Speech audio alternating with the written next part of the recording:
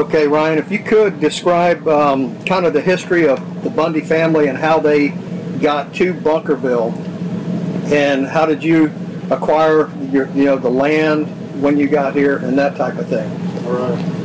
Well, that would begin with my great-great-grandfather, Abraham Bundy.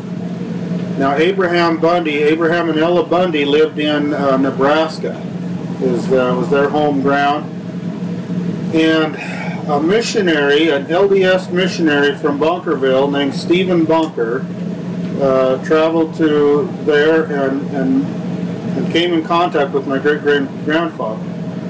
And being friendly as they were, they invited him in. He stayed with them some of the time. My grandmother, Ella, became converted to the Church of Jesus Christ of Latter-day Saints. My grandfather did not. He did not want to join the church, but my grandmother was baptized, and she wanted to move west. Grandpa said no. They had a nice farm there in Nebraska. They wanted to stay there. What years was this? I don't know the years. I know kind of the storyline and the history, but I don't know all the dates. So I apologize about that. I'll have to learn my family history a little closer. I do know the stories fairly well. Anyway, Grandma, the circus came to town there in their hometown in Nebraska, and Grandpa thought, well, I'll take my family and go to town, and we'll visit the circus. But when they got to town, the townspeople, knowing that my grandmother had joined the Mormon church,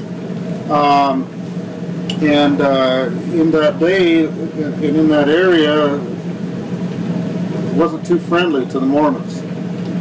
And so my grandpa wrote in his journal there that they watched her, my grandmother, and looked at her and pointed at her more so than they did the bears.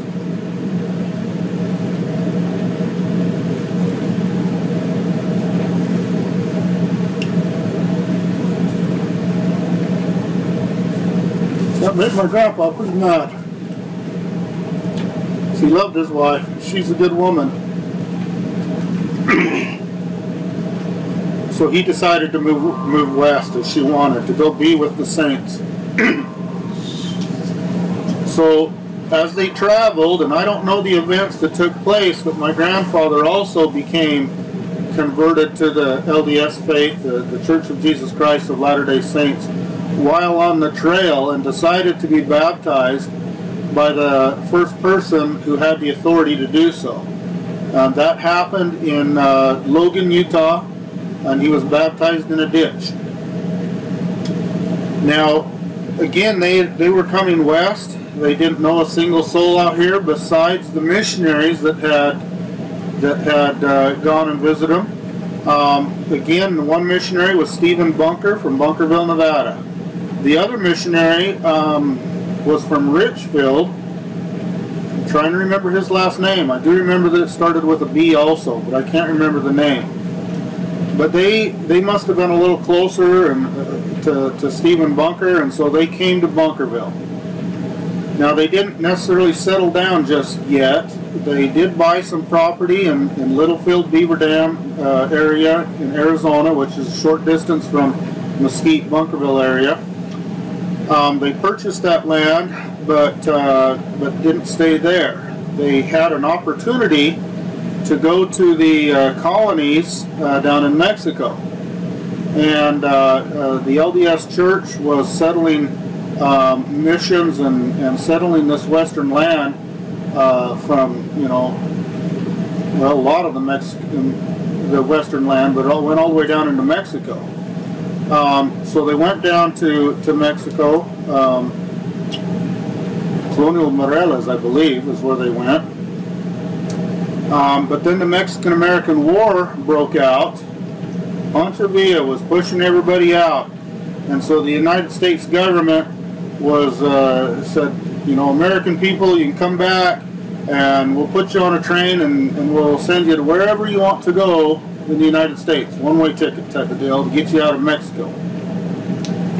Anyway, there is a little story there, a little history I'd like to share. But my great-grandmother, Doretta Bundy, again, my great-great-grandmother Ella and Abraham, but their eldest son, Roy, which is my great-great-grandfather, and his wife, Doretta, were also down there with them.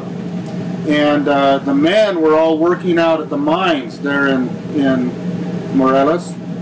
And a lot of the Americans had left, but some of them hadn't. And my grandmother Doretta was still there. And Pancho Villa came into town with his armies, and I don't know how it all came to be, but I know what happened. The Pancho Villa had a new rifle. It was a lever action. That was the new thing back then. So he had this new lever action rifle, and it could shoot faster because it was lever action repeating, and he was really proud of that rifle. And somehow or another he was showing it off, and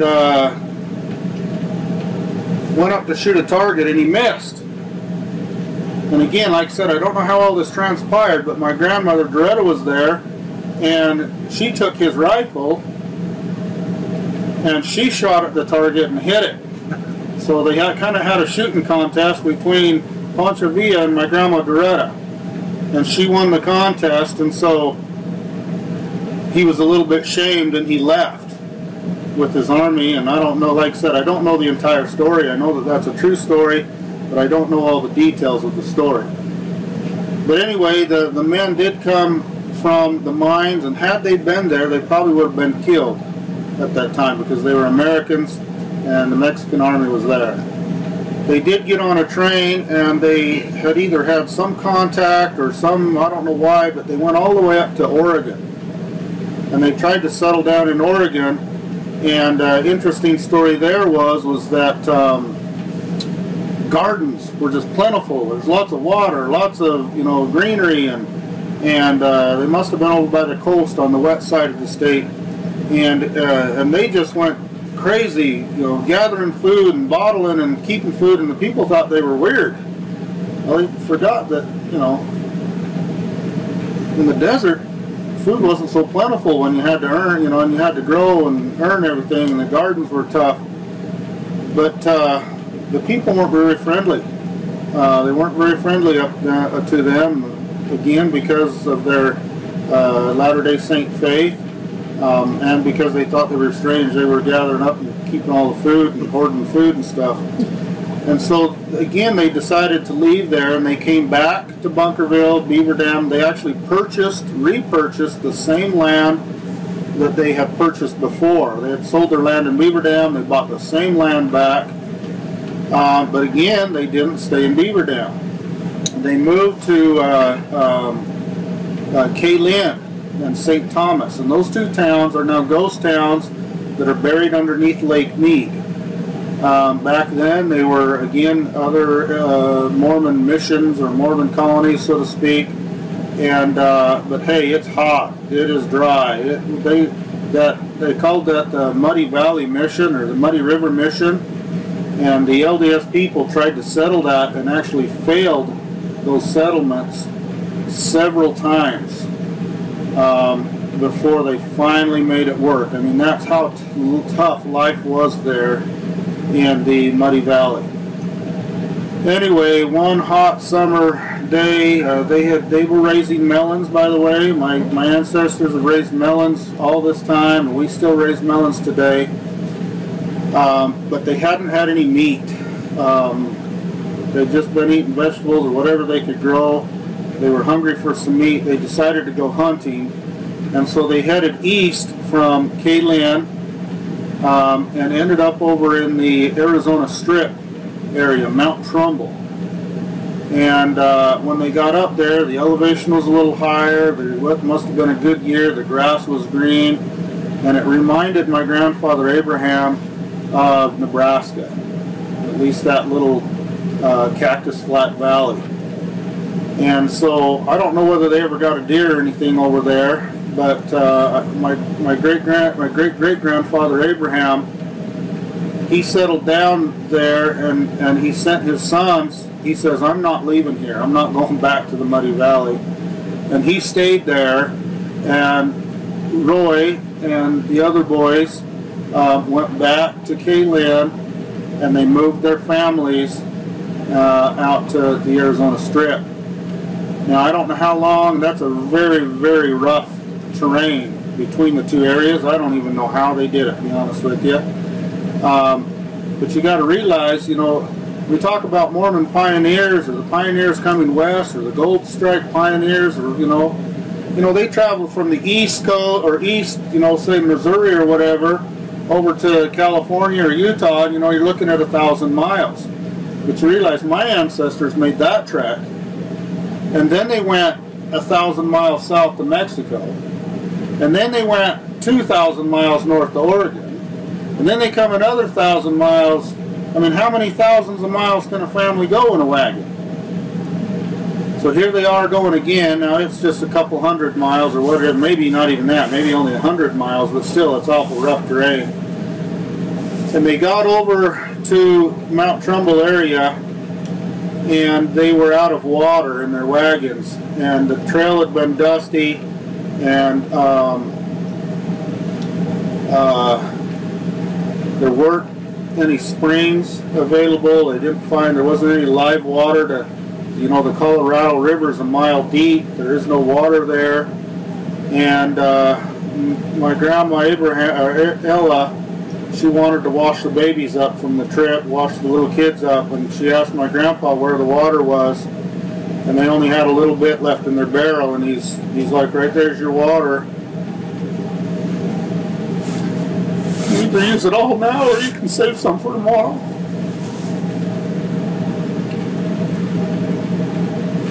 And she just didn't know quite how to deal with that. So she left camp kind of in a distress, went up to the trees, and she knelt down and she prayed.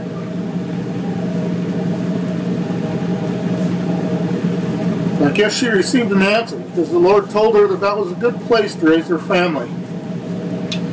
So she quit complaining. I guess it must have been in the springtime sometime. I don't know.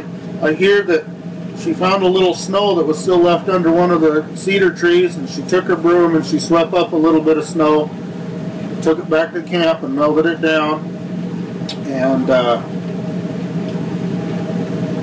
got enough water to wash her babies up.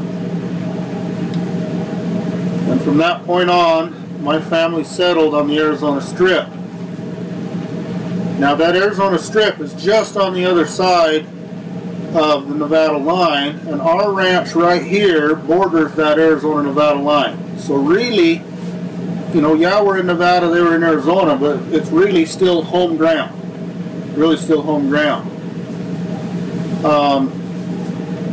Now, again, Abraham was my great-great-grandfather, Roy was my great-grandfather, and his son Dave Bundy was my grandfather. And so Dave Bundy, and they called him Mustang Dave. He would chase the wild horses, and he would catch them, and he would break them, and he would sell them, and he made a little bit of money that way. I know that from one of the horses that he caught and broke, he traded it for a rifle, and I still have that rifle. I know he did several trades like that, and you know, instead of trading in dollars, they traded in goods. And his goods were horses that he had caught and broke. Mustang Dave, they called him. Anyway, Dave came back to Bunkerville, Mesquite area when he was of age, and he fell in love with a cute young lady named Bodil Jensen. Bodil lived in Mesquite, and my grandfather married Bodil and moved here to Bunkerville. And at that time, he purchased some of these range rights that we still ranch upon. And most of those range rights were first established by other settlers of Bunkerville, by my grandmother's family, the Jensens.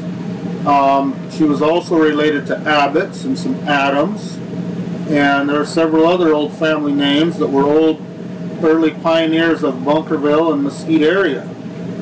And so even though my Bundy family did have some ties or passing through Bunkerville in their travels before they finally found the home they settled down in, our range rights actually derive from my grandmother's side, the Jensen side, the Abbotts, the Adams, and those family names were here before the Bundys, and so our range rights are actually older than the Bundy family was here in the West to begin with.